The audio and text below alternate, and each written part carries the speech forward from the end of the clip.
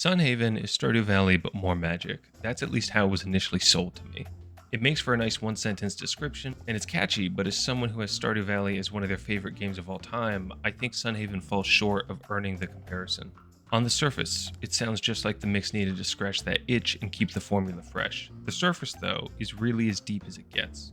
In practice, it's more of a by-the-numbers farming sim with added magic flair. It's got the farming, mining, fishing, combat that's not too demanding, and romanceable NPCs all wrapped up in that charming town. All the essentials to a farm sim. And the game has all that in spades. Something that really stands out for Sunhaven is the size. There's a lot of content here, and a lot of it is actually really well done, especially when it comes to the art. I think the pixel art and the soundtrack are both great, with a small exception of the character portraits. I can't quite articulate why, but for some reason some of the portraits feel really uncanny. But portraits aside, there's an overall lack of direction that I think keeps things from feeling as cohesive as it should. Not in the art, but in the mechanics, and this is surprising because that generally is the main pull of an indie game. There's a bit of a quantity over quality problem going on here. As a player, when I'm getting into an indie game, I generally accept that the art, both audio and visual, might not be as good as other games, and the overall scale will be much smaller, but the trade-off is a small team was able to execute something really focused. That everything I interact with was carefully crafted by a team with a cohesive vision. Usually, that's the benefit of an indie game, that the product you're seeing at the end of the day is consistent with a vision driven by game devs, not by a boardroom or MBAs. The type of environments we're seeing more and more in the AAA space, getting games designed by suits. Here though, despite the size of the studio, we kind of see a game that feels like it's more consistent with AAA studios in the worst way possible. There's a lot of elements that feel implemented more like punch list items instead of well thought out mechanics. Which really is a shame because the setting is great and there's some really cool ideas to explore, but the execution just seems off. In pretty much every farming sim that I play, one of the things I take a lot of joy in is setting up with a theme to the farm. I really like to pick a theme and lean into it, really take on that role. I'm a huge fan of non-prescriptive play, so when I'm crafting a role for myself and a theme for the farms, I also create my own motivations and goals that all relate back to that theme. And that's something I was really excited at when I was looking at a lot of the crafting options in this game. It seemed like there was a ton of different options that you could lean into to decorate your farm with, and a lot of different roles you could assume for yourself.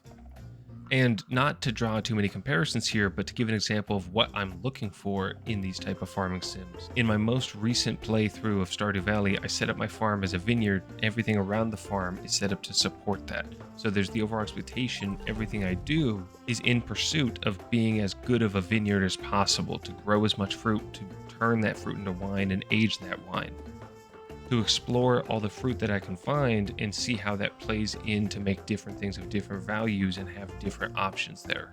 When this is well thought out, as a player, I can expect the different mechanics in the game to play into each other to support the role that it seems like the game is offering me. And because of that, I'm incentivized to explore more, to try to expand the farm, to grow those different varieties, to interact with more of the game on my terms.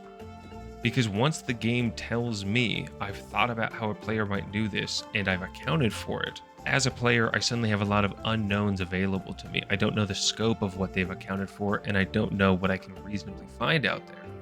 But since I don't see the edges yet, I have a lot of motivation to go explore more and see where those boundaries are, to see what I can do to play more into this theme.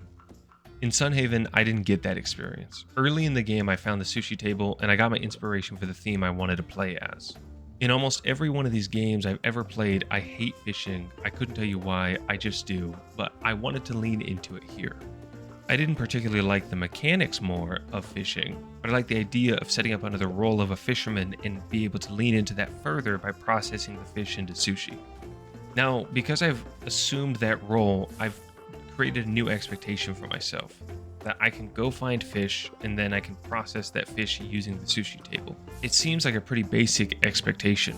If I go to the effort of finding fish, I'm going to at least be able to process it in some way at that table. But being able to reliably have that expectation opens a lot of doors for what you can motivate yourself for to play. There becomes a lot of motivation to go find different varieties of fish, to maybe go pursue different ingredients that then you can incorporate into the sushi, make maybe more advanced recipes. If you think the game is going to meet you on those terms, it suddenly provides a whole new window for everything you can go do. But Sunhaven didn't meet me at that expectation. There's actually not a lot there to the sushi table. I managed to pretty quickly end up with a lot of fish I couldn't do anything with. And because of that, you kind of get an inverse effect. The game early on has shown me the edges of what it thought of for this role. And instead of seeing a lot of unknown available to me, I kind of have no motivation to want to explore more, to try to catch those different varieties, to try to find new ingredients, to try to find new crafting options. Because the game has already shown me it's probably not going to be able to get folded back into what I'm doing in any meaningful way.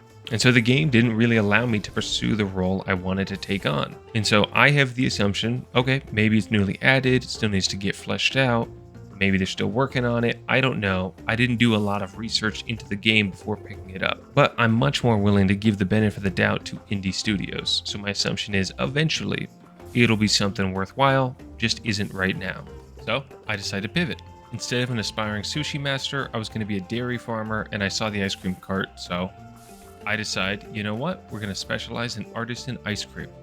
The game is offering me an ice cream cart, and if it's not just a punch list item but a well thought out mechanic, then I can build around that concept. So the expectation now shifts. My new expectation is that I can take my dairy products and create ice cream bases, and I should be able to get fruit and use that to enhance my ice creams. It felt like a much more promising role to play, and honestly a much simpler expectation to have. Unfortunately, the game didn't meet me on these terms either. You can make a couple of things of ice cream, but if you really want to build around it, you're pretty limited in your options. We get back to the same problem. You almost can immediately find out the game didn't account for making ice cream with peaches. So the game is telling me this is as far as we expected a player to want to take this. It's all very surface level in that way. That to me is the failing on the job of the game director than anything else. To take the time to think about the player perspective, to walk through what you're offering in the game and think about how a player will want to use it, how they might want to interact with all the other elements in the game you've already put in, to ensure the game can meet the players on their terms. The deficiencies here fall on that director role, and maybe they didn't have as much influence on the game as a typical game director might. Maybe there wasn't a game director at all. Maybe it's just a group of devs and artists given a literal punch list by some suits, thinking these are good ideas to include. I don't know. I don't know what was happening behind the scenes. All I know for sure is that whatever was going on, it shows. It feels like that role is missing, whether it was there or not. Like there was more of a focus on getting these elements out there and not too much of a concern of how good interacting with those elements actually is. The lack of direction also seems to show itself in dips in quality and inconsistencies at the larger elements too. I really like the Sunhaven town mines in this game. I think the approach of needing to unlock each level with keys is novel for making those permanent unlocks, especially those final rounds in the mine, feel earned. I especially liked the final boss at the very end. It's a nice change of pace and a great way of capping off that exploration. It honestly left me wanting more. But I say Sunhaven town mines very specifically here because the game has 3 sets of mines, and for some reason, the first one you run into is of significantly higher quality than the other 2. The game has a really fleshed out, fun experience for the mines in the town of Sunhaven. And I was really excited when I started exploring the elven town in the game and found another set of mines. I was genuinely looking forward to the same experience, with raised stakes with this being further in the game's progress. But I was disappointed because everything that was interesting about the first set of mines did not apply here. In these new mines, there was no sense of progress. Instead of giving you a series of levels to go down similar to the first set of mines, you're given one single level. You have to offer up a key of different rarities with more rare materials, leading to just a bigger level. Now, it offers different materials and different enemies than the other mines, and you have a bit of random chance here for different layouts, so at least it feels different. But at the end of the day, it's just pretty basic.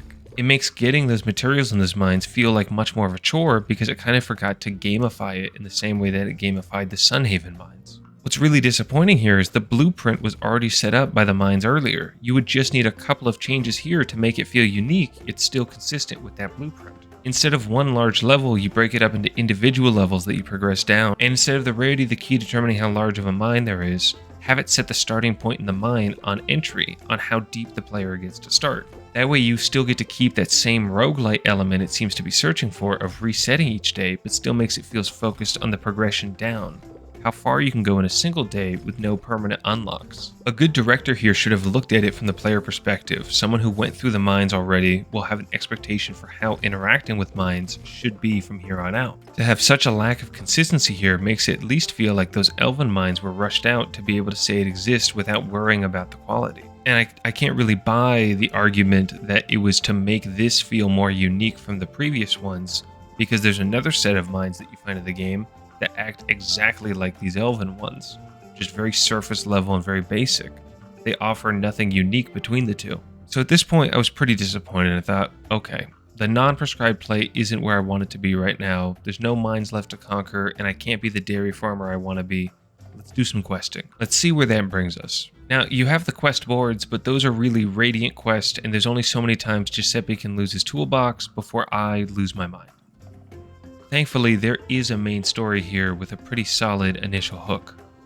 I am going to keep things vague, but still minor spoilers on the main quest of Sunhaven. The main story of Sunhaven is you trying to address the darkness that is closing in on the town. As all new residents of Sunhaven, you have a meeting with Elios the Sun Dragon. He serves as guardian of the town, and he sees great power in you. While he can recognize the danger, he can't investigate this darkness further without your help. Eventually, your quests with him cause you to leave Sunhaven on an adventure of your own to find the source of this dark magic.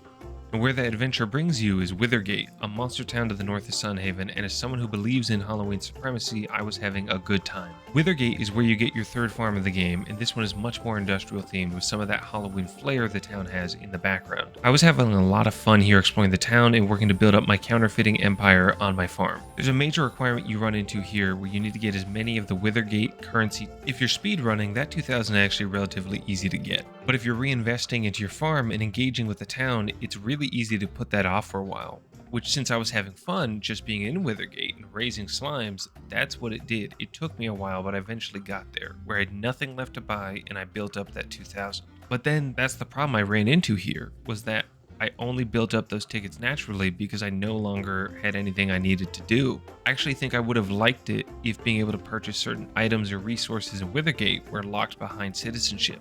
That way there may have been more incentive to continue the quest sooner. Instead, what happened for me was that I only became interested in continuing the story once I got bored. The mines here are no more fleshed out than in the Elventown, and unfortunately for the game, this was my third farm. I was bored of this one and had no reason to revisit the other two, so I just stopped. After 70 hours in, I decided there was no reason to play anymore, and nothing in the game grabbed me enough to convince me continuing the story would actually be worth it. There are allegations and controversies of the studio that I think players and prospective players alike should be aware of.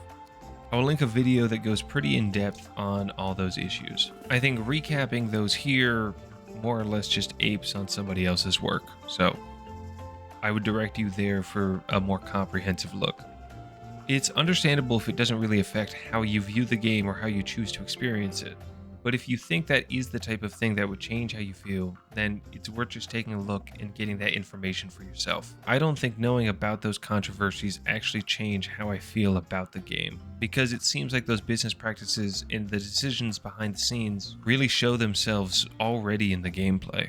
I didn't really mention it here, but it's a bit buggy, and it does have that quantity over quality concern that I already raised. Knowing about this really only offers up an explanation for why things in the game are how they are. And it's a bit of a shame because honestly, I did like a lot of the ideas here, and I clearly had some fun if I got to 70 hours, but again, quality versus quantity.